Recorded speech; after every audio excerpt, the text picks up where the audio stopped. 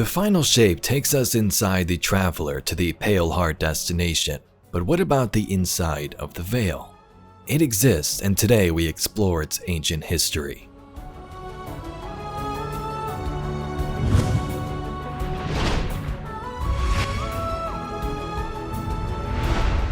I love Destiny lore, theories, and sometimes combining them together, hoping and discussing what might come in the future. I came across a post by Captain Relic that caught my attention: the inside of the Veil. We know about the Pale Heart, but if the Veil is the dark counterpart to our Traveler, does it also have a mystical realm connected within or to it? Captain Relic has allowed me to read their post for today's video and will speculate afterwards with some recent lore. The links can be found down below. In their post they say, the Traveler can be entered, and there is a world inside the Traveler.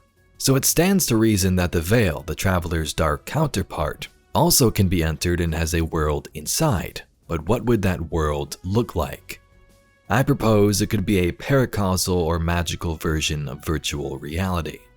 We know that the magic of the light is the domain of the physical, while the magic of darkness is the domain of consciousness and thought. The Neomuni use the Veil for their Cloud Ark, a virtual reality powered by darkness. How does it help with this though? Well, I believe the inside of the Veil is a virtual reality, albeit entirely powered by magic rather than technology. And virtual reality, while it does create worlds, is not physically tangible. Especially how the Neomuni use this. They are uploading their minds into the VR, which falls into a domain of darkness, that being consciousness. If the Traveler can physically terraform places and create physical locations within itself, and the Veil can create virtual spaces or at least aid in their creation, then it stands to reason that the inside of the Veil is also a virtual, non-physical place. Lightfall's campaign, seasons, and lore since then have touched on parts of this, but I never actually thought about it. The Veil seems less sentient than the Traveler, sort of like a shell, but it still has powers and performs magics of darkness. The theory here proposes that the Veil inside of it is its own virtual space. Traveler has physical creations in the Pale Heart, Veil has memory and virtual spaces. Thanks to the lore over the past year, the Veil is described as a web of consciousness, like the Vex network, but organic. That's a quote. The Veil being a web of consciousness suggests that it's a complex network where different states of mind or beings are interconnected, influencing and interacting with each other in ways that aren't always logical or straightforward. The Cloud Ark of Neomuna is literally a virtual reality where the people can live. Their bodies still exist there, but they upload their consciousness and minds into this realm, and it was created using the power of the Veil. The people of the Cloud Ark are essentially inside the Veil. It deals with their mind. We want to protect the Veil. We first and foremost need to protect the Cloud Ark. Rohan, I think we're still a little fuzzy here. What exactly is the Cloud Ark? It's our city's network, our infrastructure, our people, our defenses. Everything depends on it. Just so we're clear, if the Cloud Ark is lost, what does that mean for the Neomuni? All our citizens have uploaded their consciousness into the Cloud Ark. No Cloud Ark means lights out for everyone in Neomuna. From Veil containment and Lightfall, Osiris discovered that the Veil is inherently connected to the Traveler, and that the Witness used this link via a ghost. Although the Veil's power can be tapped into, understanding its effects requires more than just knowing the motions. He compares it to casting a spell without a proper ritual. The Veil is a manifestation of consciousness in a physical world, communicating in an electromagnetic language that affects minds, but is indecipherable through conventional means. Chioma Essie said it's an electromagnetic anomaly, no mass but a tangible surface area. Chioma Essie also states it's like a thesis statement to the von Neumann-Wigner hypothesis. The von Neumann-Wigner interpretation, sometimes referred to as consciousness causes collapse, is a hypothesis in quantum mechanics. It proposes that the conscious observation of a quantum system plays a role in determining its state. Here's a simple example. Let's say you have a coin and flip it into the air, but don't immediately look at it after it lands. Before you check which side the coin landed on, it's as if the coin is both heads and tails at the same time because you don't know yet. This represents what's called a superposition of both heads and tails. According to the von Neumann-Wigner theory, when you finally look at the coin, the act of observing makes it show only one outcome, heads or tails. Your consciousness, by observing the coin, collapses the superposition to just one state. So the theory suggests that your conscious observation plays a role in determining the final result. If the veil aligns with this hypothesis, it may be influenced by observation.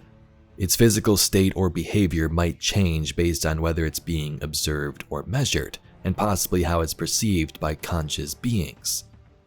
The veil could be a structure that exists in multiple states at once, like a quantum superposition, until it interacts with a conscious observer.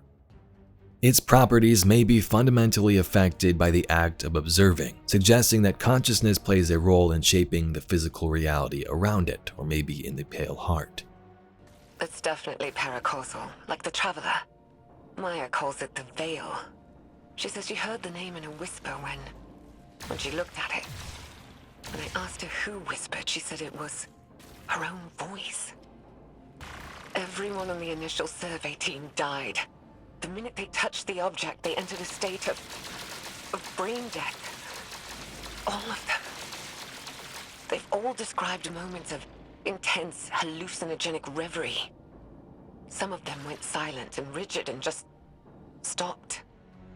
The veil changes as the connected consciousnesses fluctuate. Unlike the ascendant plane, which reflects the will and actions of those within it, the veil operates through pure intent, shaped by emotions rather than logical decisions. Mapping this intangible realm is as challenging as reconstructing a creature from its fossilized remains. Osiris speculates that the Witness found a weak point in the Traveler's defenses and manipulated it with the veil. The Witness didn't attack directly but exploited this vulnerability to redirect the Traveler's intent. And from there, he believes that imprinting the ley lines into the veil will allow us to create a path across dimensions. That's our plan to enter the portal ourselves. Need a recap of Destiny's entire story up to the final shape? Click at the top right of this video or the description down below, a 6-hour video of Destiny's entire story with timestamps for each season and release. The system's designed like an orchestra, with a central conductor directing a symphony of minds to act like a distributed network. We can aggregate and pass the vast amounts of psychic data emitting from the veil, turn it into something intelligible. If we're successful, the interface will provide us with a starting point for any future technological research tied to the veil. So minds are connected, the veil shaped by emotions, the CloudArk digital realm powered by the veil, a web of consciousness. The Traveler embodies the light's ability to terraform physical spaces, while the veil aligned with darkness could indeed house a non-physical virtual reality shaped by consciousness itself. Everything is connected. There may not be any actual physical space inside the veil you look at on Neptune, but we do already know there are virtual realms and spaces where these minds exist. A giant web of thought, a river of souls. The Ishtar team's minds got all corrupted and messed up when they went near the veil. Somehow Cade returns in the Pale Heart. The veil, being a window into the mind and memory of the universe, may have held all of this. And even look at Strand itself. You have the CloudArk, but Strand was pulled from a similar place in the Weave. Guardian's able to pull at these threads, pull it out of existence, and create this new power. A paracausal union, conjoining intangible conscious realities, discursively linking to... You're talking about the River of Souls. River? Since before history, there's been this raging river. In the story, some try to divert the river, others try to build a dam, but nothing stops it. Lots of people have believed that we either sink in the water or learn to swim. Don't we? See, that's the real wild part. We are the river. And empowered by it, it would seem. So far, this city is more advanced than I could have ever anticipated. This cloud arc they've constructed fascinates me. It appears to function with the assistance of the Veil somehow. To willingly give up control of your physical body. It's an intriguing concept to exist primarily in a virtual space. So it's always fun to look at theories and lore like this. We have got a lot of information about Veil from the Veil Containment, some from Lightfall and its seasons over the last year. I'm sure the final shape hopefully will answer some more of our questions, but it does seem the Veil does have its own realm, either separate from that of the Pale Heart or combined with it through the events of Lightfall. Light and dark collide, memories of this web of consciousness convert into physical space and create the realm we see in the final shape. Anyway, Guardians, that's all we got for today's video. Leave your thoughts and theories in the comments down below, and definitely be sure to check out Captain's post. If you'd like to see some more lore and mysteries just like this video, please be sure to subscribe to the channel. I thank you very much for watching, and I'll catch you all in the next video.